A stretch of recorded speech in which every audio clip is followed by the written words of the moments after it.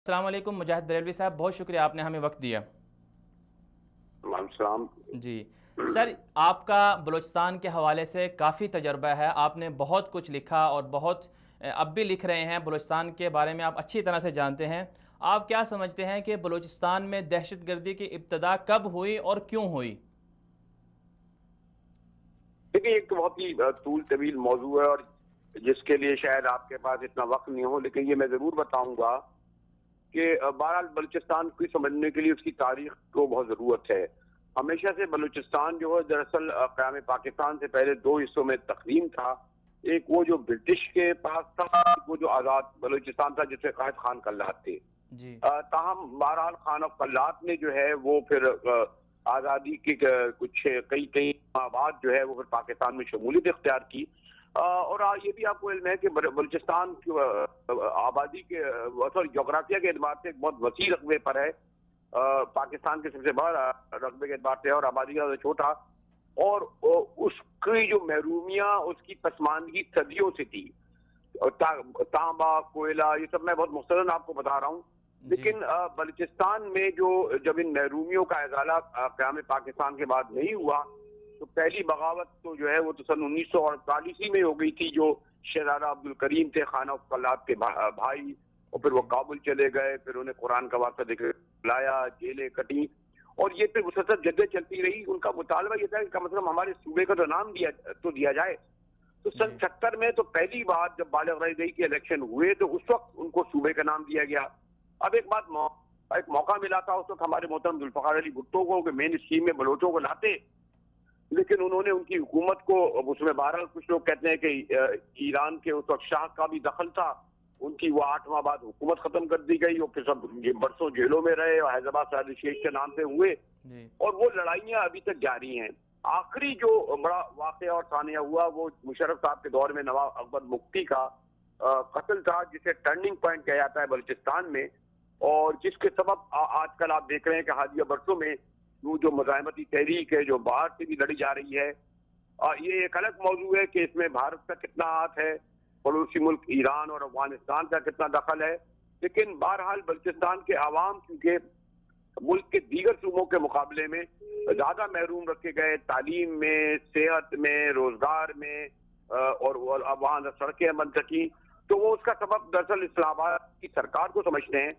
तो जी कम से कम मुख्तसर अल्फाज में मैं यही तारीख आपके सामने बयान करूंगा कि एक तूल तवील तारीख है 70 साल बलूचिस्तान के अवाम की मज़ाहमत की। अच्छा, जी। मुजाहिद साहब ये बताइएगा कि जैसे आपने कहा कि एक तनाज़ा खड़ा हो गया और महरूमियाँ भी इसमें शामिल रहीं, लेकिन आप क्या समझते हैं कि जो बागी खड़े हुए जिनका मुतालबा ये था कि हमें हुकूक नहीं मिले, क्या इस वक्त जो 2003 के बाद दहशतगर्दी की नई लहर उठी जिसमें सिविल हस्पताल भी हैं और अदालतें भी हैं, सब जगह धमाके हो रहे हैं, क्या ये वही लोग हैं जो बगावत पर उतरे हैं, दहशतगर्दी करने वाले? अब इसमें हुआ ये कि एक नया एलिमेंट आया। पहले जो जी बलूचिस्तान में जो कौम परस्तों की तहरीक थी, जो आखिरी बड़ी तहरीक चली जिसका मैंने जिक्र किया 71-72 से लेकर 77 तक, वो प्योर कौम परस्ती की तहरीक थी और कौमी खुद मुख्तारी की थी। लेकिन एक बड़ा एलिमेंट उसमें वो भी था जो बहरहाल उसमें अफगानिस्तान का भी दखल है, कुछ ईरान का भी, कि वो अलहदगी की मानने लगे। लेकिन जब ये तालिबान सेक्टर आया और मशहूर जमाना क्वेटा शूरा सुना होगा कि जी जब वहां पर तालिबान का सफाया हुआ अफगानिस्तान में, तो तमाम जो तालिबान के बड़े बड़े लीडर थे, मुल्ला आमिर सनीद और मुल्ला मंसूर और कितने नाम लूं, वो बलूचिस्तान में आ गए।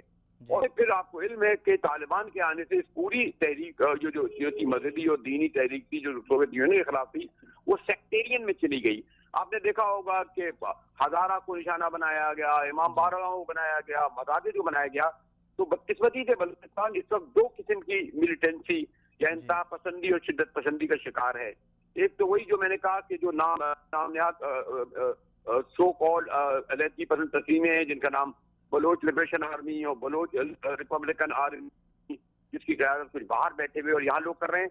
और एक वो जो जिनको तालिबान कह लें, अलकायदा कह लें, दाइश कह लें या मुख्तलिफ नवा से। तो इस तरीके से ये जो 2003 के बाद जो आपने कहा उसमें डोमिनेट ये जो बड़े पैमाने पर जो खुदकश हमले और धमाके हुए, क्योंकि जी बहरहाल कॉन्फ्रेंस जो है वो खुदकश हमले नहीं करते, ये तो है ही पस मंजर अलकायदा और तालिबान का।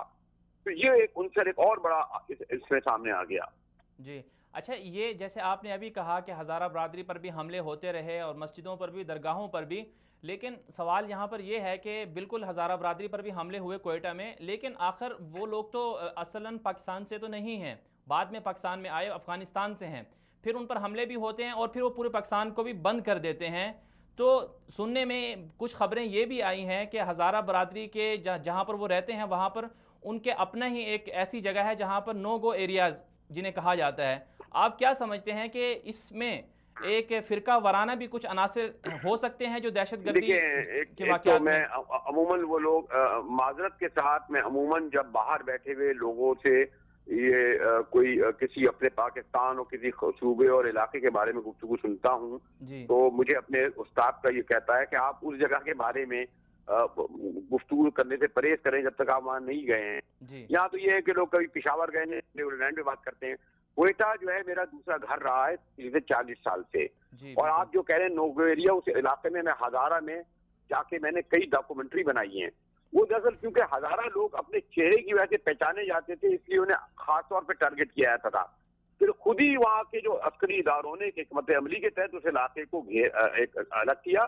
یہ درست ہے کہ اس میں ایک باہر کا ایلیمنٹ ضرور ہوگا، لیکن جو مساجد میں یا امام بارگاہ میں یا ہزاروں کو نشانہ بنایا گیا تو وہ تو یہی لشکر اور سپاہ تھے نا جو مسلک کی بنیاد، ورنہ یہ ہزارہ تو آج تھوڑی ہے، یہ تو 100 سال سے رہ رہے تھے، یہ اس کی پوری تاریخ تھی.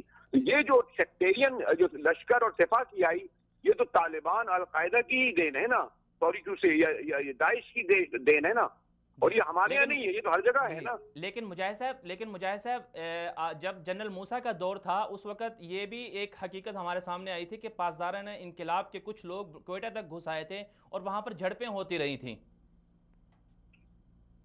دیکھیں اب یہ چھوٹے موٹے واقعات، دیکھیں یہ پاکستان کے اور ایران کے خاص طور پر اور ہمارے ساتھ، دیکھیں افغانستان وہ ملک ہے، ہم نے افغانوں کے لیے کیا نہیں کیا.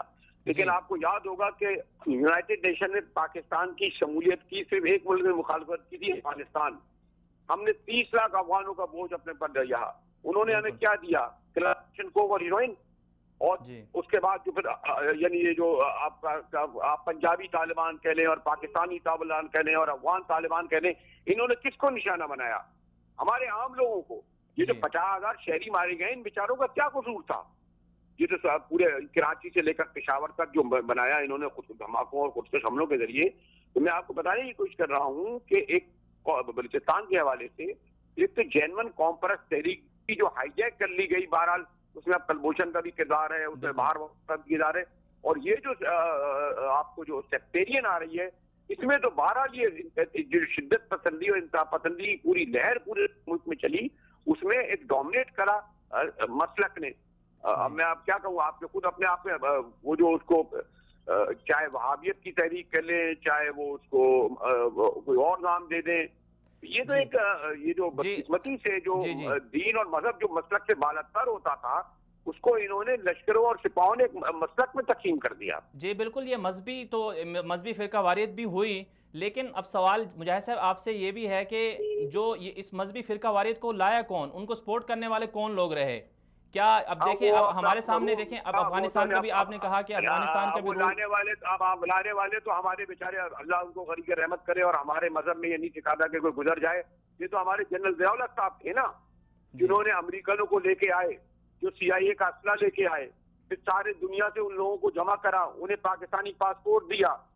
20 لاکھ افغانوں کو ہم نے پاکستانی پاسپورٹ دیے کہ واشنگٹن کا، جنہوں نے ان تمام گلبدین تمیز اختیاروں کو بٹھایا اور ہم کو اب وہ چھوڑ کے چلے گئے. اب آپ جو بیج بوئیں گے اس کی پوری تیسری جب فصل تیار کھڑی ہو گئی اور اپنے حملہ آور ہوئی تو آپ کو کیا نہیں معلوم کہ کون لایا تھا اس کو، کہاں سے یہ شروع ہوا تھا؟ جی مجاہد صاحب آپ نے ٹھیک کہا کہ افغانستان کے راستے سے بھی مداخلت ہوتی رہی ہے بلوچستان میں، لیکن آپ کیا دیکھتے ہیں کہ دوسری بھی تو ہماری سرحدیں ملتی ہیں، ایران کے ساتھ ہماری طویل سرحد ہے، اس راستے سے کلبھوشن اور عزیر بلوچ پکڑا گیا، اور انڈیا کی جو راہ کی مداخلت ہے، زاہدان قونصلیٹ بھی وہیں پر ہے، تو اس بارے میں آپ کیا کہیں گے؟ آپ نے بالکل درست فرمایا. اس وقت جو ہے ایران جو ہے، اب آپ بلکہ مجھے وہ تصویر دیکھ کر افسوس ہوا تھا کہ جس میں مودی جو گجرات کے مسلمانوں کا قاتل تھا وہ بائیں ہاتھ پر ایرانی صدر اور دائیں ہاتھ پر افغانی صدر کے ساتھ وہ کھڑا ہوا تھا دائیں بائیں. میرے خیال اس سے زیادہ المناک المیہ نہیں ہو سکتا ہمارے اسلامی جمہوریہ پاکستان کے لیے کہ جنہوں نے دونوں ملک کی کڑے وقتوں میں مدد کی. اور ہم نے کبھی بھی جو ہے ایران میں کبھی کوئی ایسی لوگ نہیں بھیجے جو فائدہ اٹھاتے ہیں. حالانکہ آپ کو علم ہے کہ خود ایرانی بلوچستان میں جو سنی والا رائدان کا ایریا تھا وہاں بھی تحریکیں تھیں, لیکن ہم نے ان تحریکوں کی حوصلہ افزائی نہیں کی بلکہ ہم نے پکڑ کر دیا ان لوگوں کو. بالکل یہ بہت طویل موضوع ہے. خیر لیکن اس کا مجھے صاحب حل کیا ہے کہ مداخلت جو ہے نا بڑھتی جا رہی ہے. آج بھی امریکی وزیر دفاع جیمز میٹس کا آپ نے بیان دیکھا ہوگا کہ سی پیک متنازع راستے سے گزر رہا ہے اور پھر راہ اور یہ سارے بلوچستان کے ارد گرد آ گئے ہیں. آپ بلوچستان کے مستقبل کو کیا دیکھتے ہیں کہ کیا مستقبل میں بلوچستان محفوظ ہو جائے گا؟ ٹرمپ کے بیان کو میں سنجیدگی سے نہیں لیتا, لیکن یہ ضرور ہے کہ جو سب سے زیادہ سی پیک سے تکلیف امریکہ کو بھی ہے, ایران کو بھی ہے, افغانستان کو بھی ہے اور انڈیا کو بھی ہے, کیونکہ غالباً یہ سب سے بڑا انویسٹمنٹ ہے اس پورے ریجن میں پاکستان کا, یعنی $56 ارب. یقیناً یہ پاکستان کے لیے ایک گیم چینجر ثابت ہوگا. اسی لیے آپ یہ دیکھ رہے ہیں کہ یہ ایک سی پیک کے خلاف سازش ہے تاکہ ڈی اسٹیبلائز کیا جائے. اور بیچارے چینی جن سے ہماری عظیم دوستی تھی ان کے لوگوں کو اغوا کیا جا رہا ہے, انہیں مارا جا رہا ہے, انہیں ڈرایا جا رہا ہے. لیکن میں یہ بتا دوں کہ جو اب بلوچستان میں وہ صورتحال نہیں ہے جو چند سال پہلے تھی.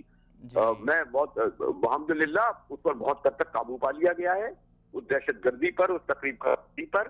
اور اتنا دکھا واقعات وہ تو آپ کہیں بھی نہیں روکتے. جب امریکہ میں لاس اینجلس میں ہو جاتا ہے, جب اسپین میں ہو جاتا ہے, جب تو پھر آپ یعنی اب تو لندن میں نہیں رکتا, امریکہ میں نہیں رکتا. بالکل اب بلوچستان بہتر ہو گیا ہے. بہت شکریہ مجاہد بریلوی صاحب, آپ نے ہمیں وقت دیا.